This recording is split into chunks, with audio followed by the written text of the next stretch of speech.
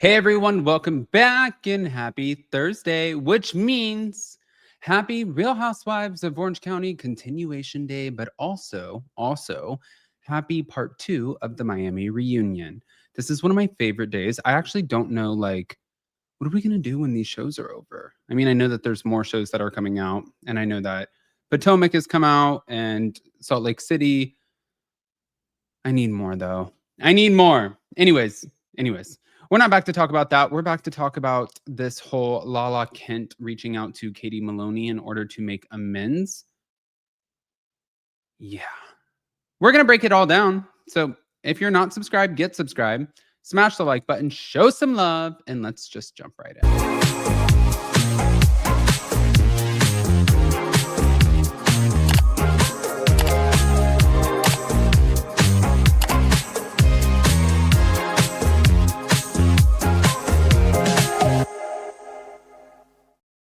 Okay, guys. So apparently, Lala Kent reached out to Katie Maloney, and I guess it was totally in hopes of making changes in her life, and she wanted to take ownership. So she reached out to apologize. But I feel like Katie is in such a different place. Like she just recently posted on Instagram, like happy 1 year to her boyfriend, and I don't think that she really gives a about any of these people who were on her cast. I think that she's good friends with Ariana. And I think that for the rest of them, she's like, no, I did a show with you. We were coworkers. That was a job, and that job's over. That's just my opinion. But hold on. Here we go. With Katie, when you guys talk, do you guys talk as homies? Is it just about the dogs? Co-parenting is hard. Hi, Katie. If she hears this, first of all, she ain't gonna hear this. I thought you guys are cool again. I thought you guys are.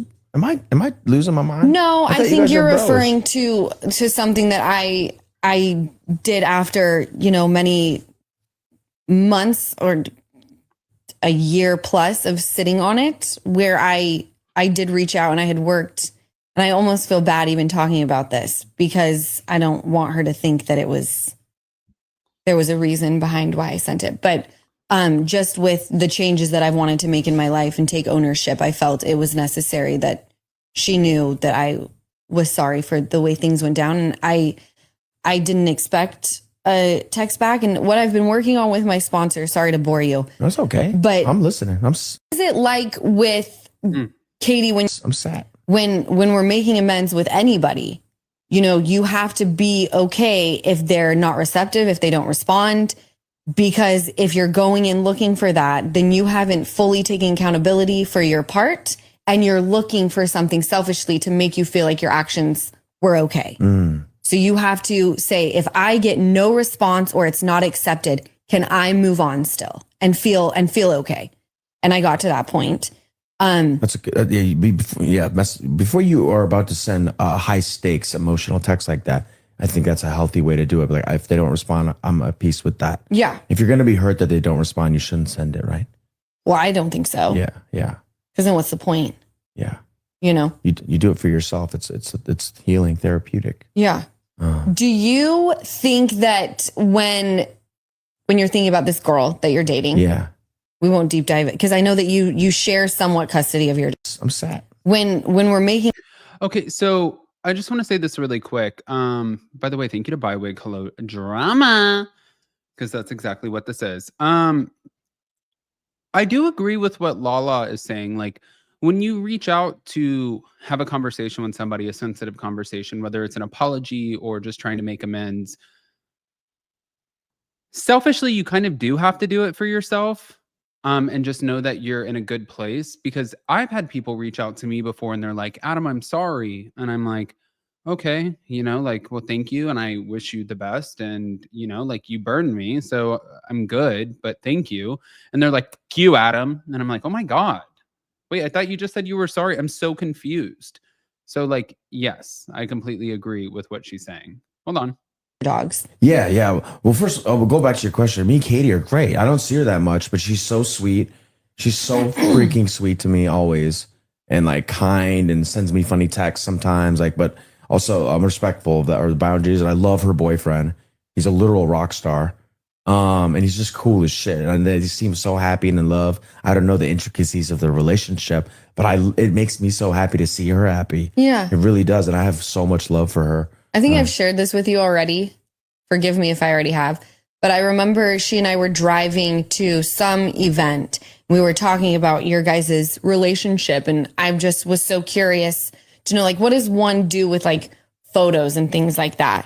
And I was like, will you like get rid of them? Like, what are you going to do? And she was like, no, of course not. And I was like, well, you know, like, what about if you have dogs? Yeah. Well, first, we'll go back to your question. If you have kids one day with someone else, like, are you going to explain?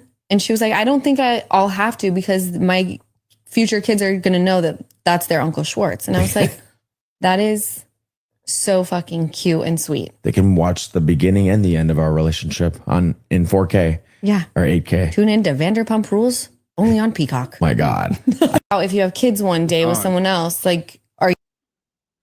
You know, I think that this is, first of all, I actually have to applaud the shit out of Katie and Tom Schwartz, because I think that at the end of the day, most people who get a divorce don't have the ability to be able to navigate that divorce and come out as friends or even friendly with each other. Most people really can't stand each other. And I do sometimes wonder if it was because the show forced them to continue to film with each other. So you sort of had to, because naturally, like, you wouldn't be around the person anymore after you get a divorce. But in this situation, it was a little bit different. You're on a reality TV show that is twice Emmy nominated. Like, it is a different situation. I don't know. But regardless, I applaud the way that they talk about each other. I love it. And I think it's great. But moving on. Thank you to Breaking the Rules Pod Clips. Because the last time you were on the podcast, I feel like it was a very normal conversation. Very normal. We were pretty mundane.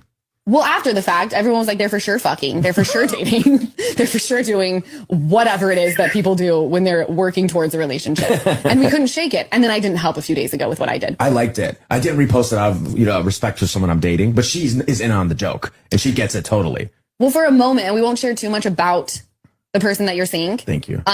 Because I know you're keeping that kind of under wraps and protecting it, and I appreciate that. Thanks a lot. Now that I can put like a face, a very hot face, some would call it supermodel stunning face. I like kind of couldn't put together words when I saw her. She sees this. But then I felt bad because I had like posted that, and then I met her and I was like, oh fuck, this isn't just like a girl's name that I've heard. Like, this is like just a fling, yeah. A person. Yeah. So what do you think it was? Because I think you pay attention to the comments more so than I do. Or maybe not. But what about the podcast and everything else fueled people thinking that like this was going to be a thing? It's so funny. I was texting my best friend Jesus this morning, and I was like, man, I'm really digging somebody right now. And he's like, I knew it. Lala. He's like, you gotta. I'm like, dude, no, bro, no. Lala's my girl, my friend. But you know where this all started? No. It was these crazy AI generated articles on Facebook that get a lot of traction. I had to have you back because the last time you were on the podcast, I feel like. Okay, I also want to say, like, first of all, and listen, we saw him make a lot of mistakes on the show. We saw him dump a drink on multiple people. We saw where he just, sometimes things were not great. However, people grow, they can evolve. Like, he didn't murder anybody. And just hands down, Tom Schwartz is probably one of the sweetest people I've ever met in my life. So congratulations. And as far as like the Katie and Lala situation, Katie's not going to cave to that. I don't see it happening, especially because her alliance is to Ariana Madix. They're business partners. I don't know. I want to hear what you guys think. Guys, pop off in the comment section, smash the like button, show some love, and we'll see you later.